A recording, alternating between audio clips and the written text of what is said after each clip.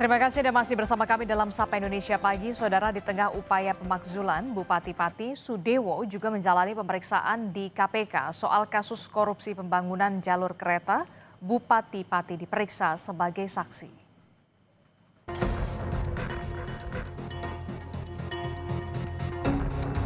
Setelah menghilang usai didemo warganya untuk mundur akibat menaikkan tarif pajak yang mencapai 250%, Bupati Pati Sudewo akhirnya memenuhi panggilan penyidik Komisi Pemberantasan Korupsi KPK. Sudewo diperiksa selama 6,5 jam sebagai saksi kasus suap pembangunan jalur kereta di Direktorat Jenderal Perkeretaapian Kementerian Perhubungan.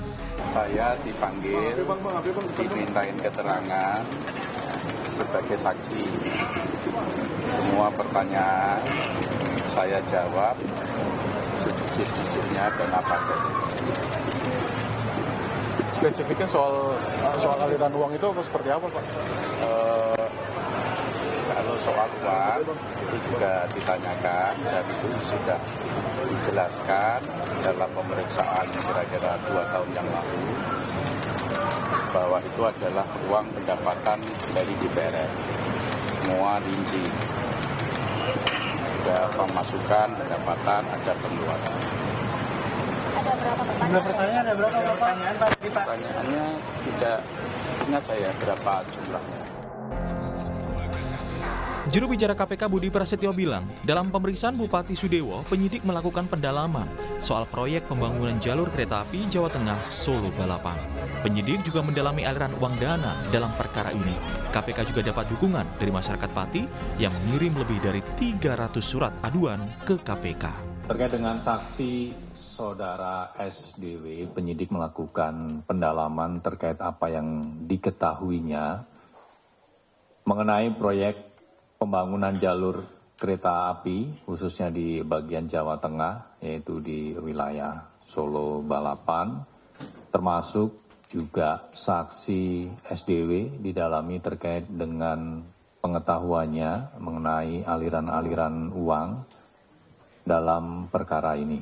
Dan dalam penanganan perkara DJKA dengan saksi SDW ini, KPK juga menerima banyak dukungan khususnya dari masyarakat Pati. Per hari ini kami mendapatkan kiriman kurang lebih 350 surat. Di tengah dugaan kasus korupsi yang menjerat Sudewo, Pansus Hak Angket Pemakzulan Bupati terus bergulir. Sebelumnya Pansus juga meminta keterangan ahli hukum tata negara Bivitri Susanti dan Junaidi dari Universitas Semarang. Keterangan ini dinilai penting untuk keabsahan Pansus dan memastikan dasar hukum yang kuat untuk pemakzulan Bupati Pati Sudewo. Tadi juga ditanyakan dan saya setuju juga mengenai mutasi dan demosi yang dilakukan oleh Bupati yang ternyata tidak sesuai dengan peraturan perundang-undangan yang ada. Ada yang sudah dilantik tanggal 8 Mei, suratnya baru keluar tanggal 16 Mei. Bahkan ada beberapa orang yang sudah dilantik tapi sebenarnya suratnya belum keluar, peraturan teknisnya.